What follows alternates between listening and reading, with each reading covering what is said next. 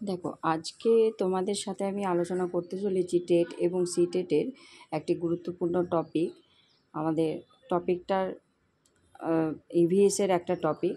তো আজকে আমরা আলোচনা করব the status of girls and women in the society, যে সমাজে মহিলাদের এবং মেয়েদের স্থান কোথায় এবং কতটা, সেই সম্পর্কে আমরা আজকে তোমাদের আলোচনা করব। তো দেখো, our society is a male dominated society.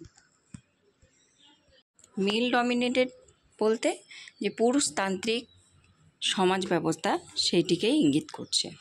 আমাদের সমাজ তোমরা জানো সকলেই যে পুরুষতান্ত্রিক, অর্থাৎ একটা পরিবারের ক্ষেত্রে মাথা হয় পুরুষ কোনো ব্যক্তি আমাদের পরিবারে মাথা হয়ে থাকে এবং তিনি সমস্ত পরিবারটিকে পরিচালনা করে থাকে এবং তার কথাই শেষ কথা হয়। তো তিনি হচ্ছে আমাদের পরিবারের বয়োজ্যেষ্ঠ কোনো পুরুষ, যিনি পরিবারের মাথা হিসেবে থাকেন। তো এই যে একটা পুরুষ যেমন পরিবার তথা সমাজ সমস্ত কিছুকে পরিচালনা করছে, সেই যে সমাজটিকেই আমরা বলবো পুরুষতান্ত্রিক সমাজ। তো আমাদের সোসাইটি হচ্ছে কি, যে male dominated society. Is that the status of girls and womens is lower than that of boys and men. তো আমাদের সমাজে মেয়ে তথা মহিলাদের স্থানটা কিন্তু ছেলে তথা পুরুষের স্থান থেকে কিন্তু একটু নিচে। Girls are given less important rights from their birth. একজন মেয়ে তার জন্ম সময়কাল থেকেই তাকে কিন্তু একটা ছেলের তুলনায় কম ইম্পর্টেন্ট দেওয়া হয়। এটা আমাদের পরিবার থেকেই মূলত শুরু হয়, তারপর ধীরে ধীরে সেটা আমার এলাকা অর্থাৎ প্রতিবেশী, তারপরে আমার সমাজ, আমার সোসাইটি, সমস্ত কিছুই কিন্তু আমাদের দেখবে মেয়েদেরকে কিন্তু একটু কম গুরুত্ব দিয়ে থাকে। তারপরে দেখো, bad practices like killing of girls, female infanticide, killing of the girl child before birth, dowry for girls, festivities at the birth of a male child, and distress at the birth of a girl child are still prevalent because of this orthodox thinking only. তো এই যে আমাদের সমাজে কি করা হয়, যে অনেক ভ্রূণ পরীক্ষা আইনত অপরাধ হিসেবে গণ্য হলেও এই ভ্রূণ পরীক্ষা করা হয়, কোথাও লুকিয়েও ভ্রূণ পরীক্ষা করা হয়ে থাকে। তো যখন দেখা হয় সেটা একটা মেয়ের ভ্রূণ বা গর্ভে একজন কন্যা সন্তান রয়েছে, তখন কিন্তু তাকে গর্ভেই হত্যা করা হয়। কিংবা এমনও দেখা গেছে যে জন্মের পরেই একজন সন্তান যদি কন্যারূপে জন্মগ্রহণ করেছে, তাহলে কিন্তু তাকে সেখানেই শেষ করে দেওয়া হয়, জন্মের পরেও তাকে মেরে দেওয়া হচ্ছে। এছাড়াও কি, যে মেয়েদের সঙ্গে যে ডাউরি প্রথাটা অর্থাৎ পণ প্রথাটা যুক্ত হয়ে আছে, সেইটার জন্যও কিন্তু এই মেয়েদের জন্ম দেওয়ার ব্যাপারটা কিন্তু খুব কম দেখা যায়। মানে মেয়ে জন্ম নিলে দেখা যায় যে পরিবার তথা সমাজের মধ্যে একটা টেনশন শুরু হয়ে যায়, বলে যে এরে মেয়ে জন্ম নিয়েছে, তাকে তো বিয়ে দিতে হবে, তাকে প্রচুর পণ দিতে হবে, এখন থেকে তার মেয়ের জন্মের পর থেকে তার পণের জন্য টাকা জোগাড় করতে হবে, তার বিয়ে পর্যন্ত প্রচুর টাকার দরকার। তো এই সমস্ত একটা অর্থোডক্স থিঙ্কিংয়ের জন্যেও কিন্তু মেয়েদের যে সংখ্যা ডে বাই ডে এটা কমে যাচ্ছে, এবং আমাদের সোসাইটিতে কি হচ্ছে, যে মেয়েদের স্থানটা কিন্তু চরমতম নিকৃষ্ট জায়গায় পৌঁছে যাচ্ছে। The difference is reflected in the upbringing, the diet, participation in sports and education of the girls. The girls do not get the same opportunities for growth which the boys get. To eradicate this disparity between women and men and boys and girls, many measures have been taken.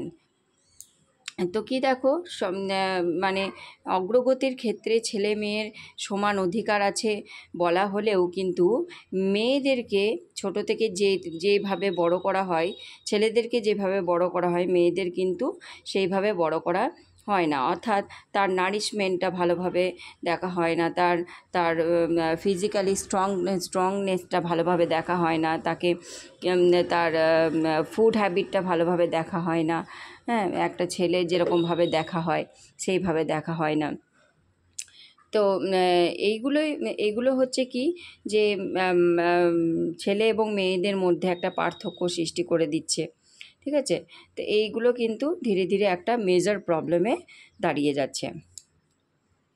The government has made special laws for the example হিসেবে কি বলছে, the government has made special laws for the welfare of women, like laws for equal rights in property, the law of getting an allowance from husband even after divorce, law of equal work, equal wage, law against domestic violence, etc.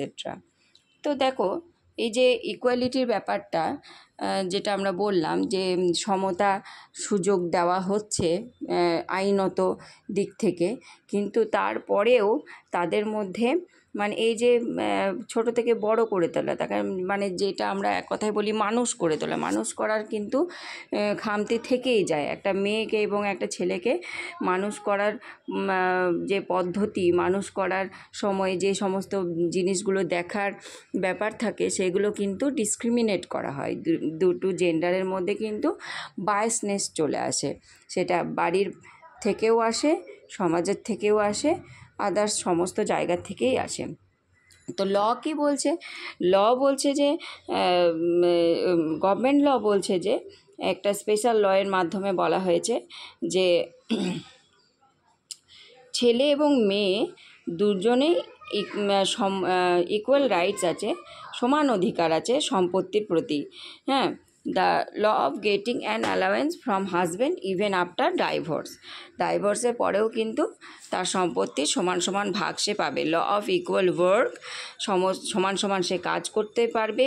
Equal wage, law against domestic violence etcetera. Domestic ভায়োলেন্সের অর্থাৎ বধূ নির্যাতন কেসের মতো তাকে কিন্তু অগ্রাধিকার, মানে মেয়েদের কিন্তু আইনত অগ্রাধিকার দেওয়া হয়েছে। এবার 33% of seats have been reserved for women in panchayat and other local election. তো ইলেকশনের ক্ষেত্রে কী হয়েছে, 33% রিজার্ভ রয়েছে, 33% রিজার্ভ রয়েছে শুধুমাত্র মহিলাদের জন্য। এগুলো তো গভর্নমেন্ট ল দিয়েছে, ঠিক আছে? যে কি ইকুয়ালিটি আছে সেই লগুলো হচ্ছে এটা। এখান থেকে তোমাদের কোশ্চেন আসতে পারে, তো এই লগুলো তোমরা ভালোভাবে মাথায় রাখবে। Now special emphasis in given on the education of the girls. For this many plans are being run by the government. For example, Sarva Shiksha Abhiyan, Ladli Yojana, Kasturba Gandhi Balika Vidyalaya योजना, महिला समिति, महिला समीक्षा एक्सेट्रा। তো এরপর দেখো আমরা যেগুলো বললাম সেগুলো হলো এডুকেশনের ক্ষেত্রে, শিক্ষাক্ষেত্রে কী কী রয়েছে, যে সর্বশিক্ষা অভিযান রয়েছে, লাডলি যোজনা রয়েছে, কস্তুরবা গান্ধী বালিকা বিদ্যালয় যোজনা রয়েছে, মহিলা সমীক্ষা যোজনা রয়েছে। এইগুলো হচ্ছে মেয়েদের জন্য একটা ল, এডুকেশন ল, মানে যেখানে ছেলে এবং মেয়েদের উভয়কে সমান অধিকার, পড়াশোনার ক্ষেত্রে সমান অধিকার দেওয়া হয়েছে। তো এই লগুলো তোমাদের মনে রাখতে হবে, ঠিক আছে? There are also special program for increasing literacy among women such as literacy India. তো এখানে ভারতবর্ষে বিভিন্ন ইনক্রিজিং প্রোগ্রাম অনেক সময় করানো হয়ে থাকে মহিলাদের লিটারেসি বাড়ানোর জন্য। Women can lodge their complaints directly with the National Commission for Women. Similarly, there is a special rebate for women in filing the income tax. They also have to pay less stamp duty for getting their property registered. Seats are reserved for them in bus, train, etc. They also get concessionary tickets for traveling in buses and train. আরও কি রয়েছে যে মহিলারা তাদের যদি কোনো complain থাকে তারা ডিরেক্টলি অর্থাৎ সরাসরি ন্যাশনাল কমিশনে তারা অভিযোগ জানাতে পারে। সিমিলারলি এছাড়াও কি আছে, there is a special rebate for women in filing the income tax. তো স্পেশাল রিবেটও আছে তাদের জন্য ইনকাম ট্যাক্স ফিলিংয়ের জন্য। They also have to pay less stamp duty for getting their property registered. তো প্রপার্টি রেজিস্ট্রেটের জন্য তাদেরকে কি করতে হবে, যে লেস স্ট্যাম্প ডিউটি পে করতে হয়। সিটস আর এবার বিভিন্ন জায়গায় ট্রেনে বাসে যেখানে যাচ্ছে মহিলাদের জন্য রিজার্ভ সিট রাখা হয়। They also get concessionary tickets for travelling in buses and trains. অনেক সময় কি যে ট্রেনে এবং বাসে মহিলাদের জন্য কনসেশন অর্থাৎ নির্দিষ্ট মূল্যের উপর ছাড় দিয়েও মহিলাদের জন্য কিন্তু টিকিট রাখা হয়।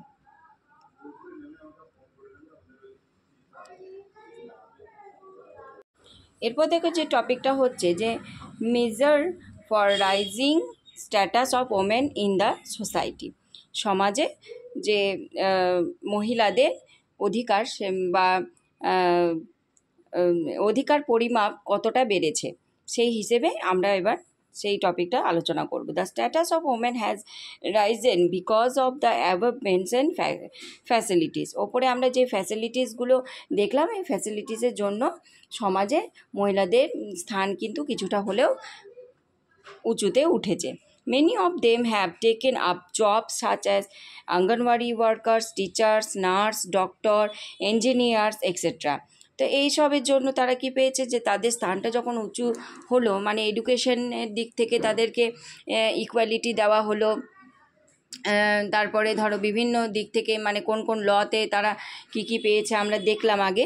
তো এই সমস্তর জন্য তারা কিন্তু একটু এগিয়ে যেতে সক্ষম হয়েছে এবং তারা বিভিন্ন চাকরিতেও জয়েন করেছে। যেমন ধরো অঙ্গনারী, তারপরে হচ্ছে বিভিন্ন শিক্ষিকা অর্থাৎ টিচিং পোস্টে, নার্সিং পোস্টে, ডক্টরসে, ইঞ্জিনিয়ার্সে তারা কিন্তু যোগদান করতে পেরেছে। Their literacy rate has also increase. তাদের শিক্ষার হারও কিন্তু ডে বাই ডে বেড়ে চলেছে। Many women have been elected as panch and sarpanch of panchayat.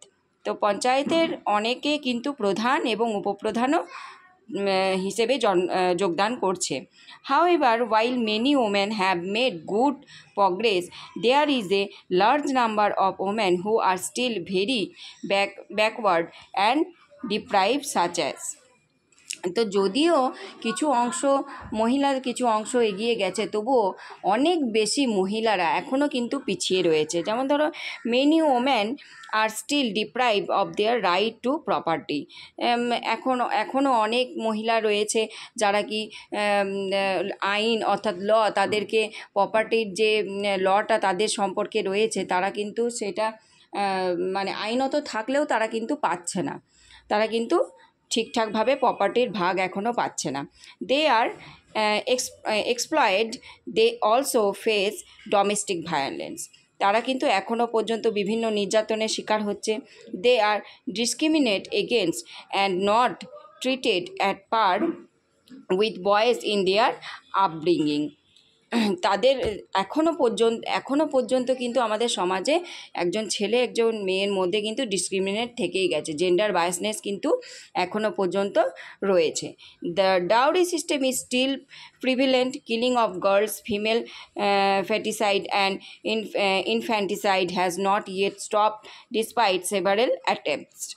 তো ডাউরি প্রথা অর্থাৎ পণ প্রথাটা এখনও পর্যন্ত কিন্তু মানে একদম সুন্দরভাবে আমাদের সমাজে চালু রয়েছে। আর সমাজে এটা সুন্দরভাবে সবাই মেনেও নিচ্ছে এখনও পর্যন্ত। এর প্রোটেস্ট বিভিন্ন জায়গায় করা হলেও কিন্তু এটা ডে বাই ডে আমার মনে হয় আরও বাড়ছে।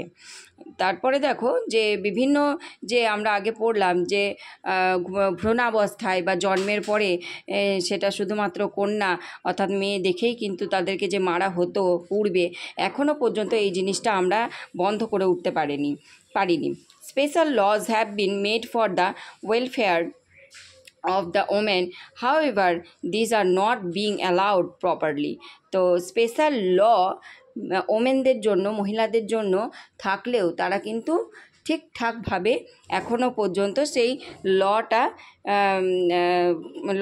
লটা যে তাদের জন্য ফলো হবে, তাদের জন্য শুধুমাত্র সেই স্পেশাল লটা তাদের হয়ে কথা বলবে, সেরকম কিন্তু এখনও পর্যন্ত হয়ে ওঠেনি।